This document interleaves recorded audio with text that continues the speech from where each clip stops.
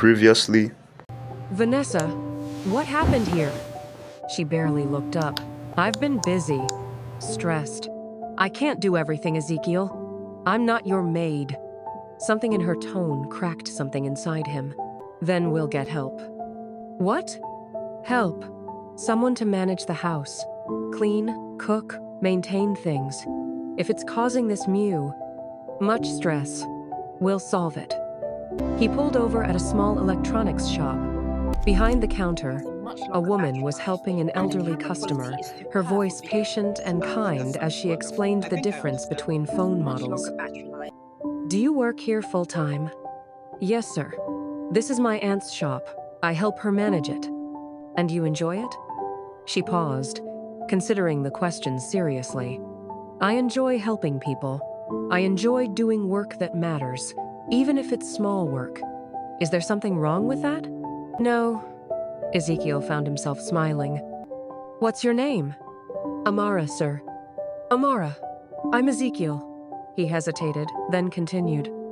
I know this might sound unusual, but I'm looking for someone to help manage my household. Someone trustworthy, reliable, and honest. He pulled out a business card.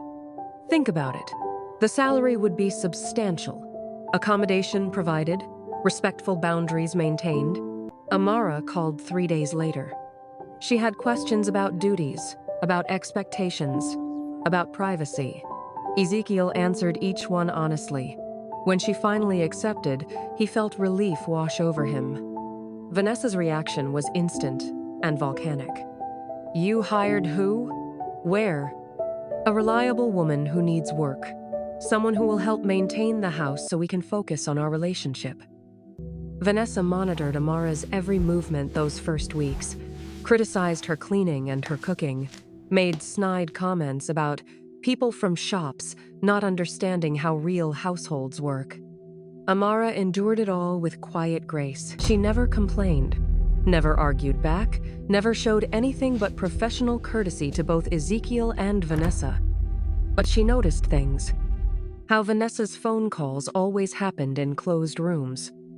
How certain visitors came when Ezekiel was away.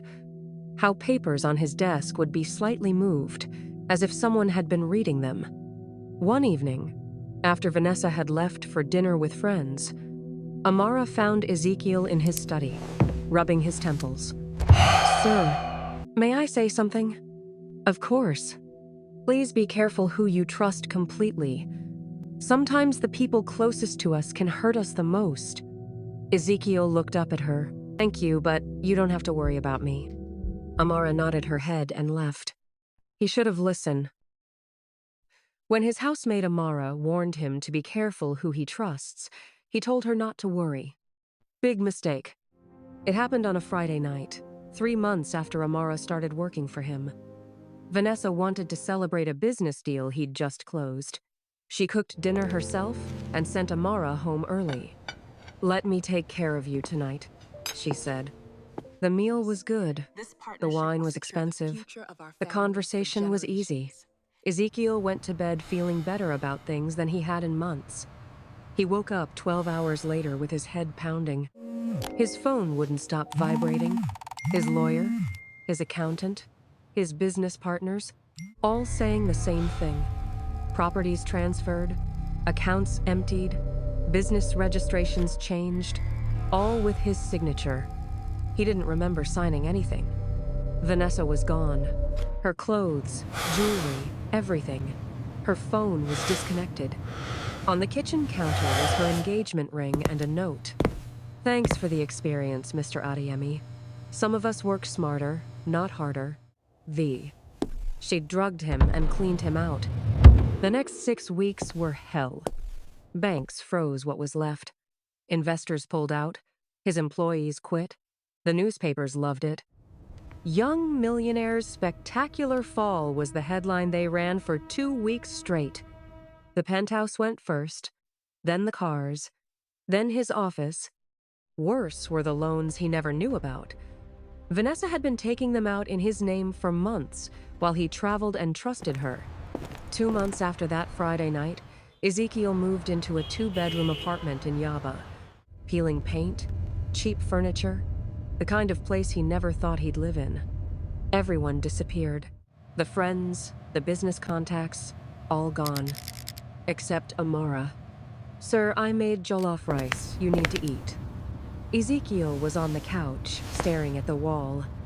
He did that a lot now. "Amara, I can't pay you. You should leave." She put the plate down hard. "I'm not leaving." "Why? I have nothing." She sat next to him. "When you came into my aunt's shop, you treated me like a person, not a servant. You were kind." She took his hand. "The money's gone, but you're still here, and you're worth staying for." He broke, just completely broke down, and she held him. Over the next few weeks, they talked more than he'd ever talked with Vanessa, about real things. His father, her family, his fears, her dreams of opening a restaurant someday. They watched bad TV shows on his old laptop, cooked together. The tiny apartment felt more like home than the penthouse ever did. One evening, on the balcony, he took her hand. "Worst decision I ever made was Vanessa. Best one was hiring you." She looked at him. "You didn't hire me. You found me."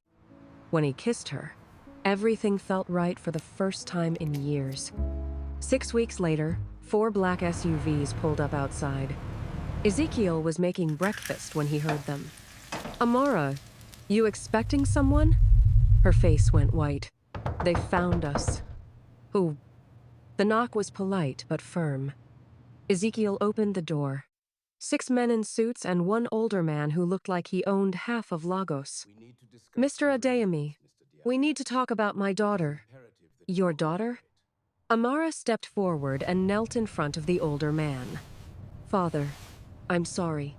He pulled her up and hugged her. 2 years. You've been gone 2 years. Ezekiel felt like the floor was moving. "Amara, what's going on?" She turned to him, crying. "My name is Amara Danjuma. My father owns Danjuma Industries, Danjuma Oil, Danjuma Real Estate. I was never a shop girl. I ran away." "From what?" "From people who only wanted my father's money. I couldn't tell who was real anymore, so I left, changed my name, got a job with my cousin. I was going to stay hidden until I found someone who could love me for me. And I offered you a job as my maid. And I took it, because I wanted to know who you really were." The older man stepped forward. "Mr. Adeyemi, my people have been watching you since Amara told me about Vanessa Okorie." "Watching me." "Vanessa and her group have done this to 7 other men in 4 years. We were building a case. We needed proof." He pulled out a tablet showing bank records, messages, surveillance footage. "We have it all now. Every naira she stole is back in your accounts. She's in custody." One of the lawyers spoke up. "All your properties are restored. All accounts reopened. The fraudulent loans are canceled." Ezekiel looked at Amara. "You're a billionaire's daughter." "Yes. I paid you minimum wage to clean my apartment. You couldn't afford more then." She smiled a little. "I didn't care. Why did you stay?" She put her hands on his face. "Because you're kind. Because you're honest. Because when you had nothing, you were still good. That matters more than money." His fortune came back fast, his businesses further than before. But he treated people differently. 6 months later, they got married. His mother stood up at the ceremony. "I was wrong. I pushed my son toward Vanessa. Amara showed me that character matters more than status." The wedding was small, simple, nothing like what they could afford. "We don't need to prove anything," Ezekiel had said. At the reception, Chief Danjuma pulled him aside. "That letter you got months ago, the one warning you about choosing allies. No return address. Gold ink," Ezekiel remembered. "That was me. I knew Vanessa's group was targeting you. I had to warn you, but I couldn't reveal myself while Amara was hiding. She found what she was looking for. So did you." Later, Ezekiel and Amara stood on the balcony watching Lagos at night. "Do you miss it?" she asked. The small apartment where everything was simple? Sometimes. But this is better. Why? Because you're here. She leaned into him. In a city of millions chasing money and status, they'd found something real. Each other. Hope you all enjoyed the video. Drop a like, subscribe, and drop a comment in the comment section for more videos like this. Till we meet again.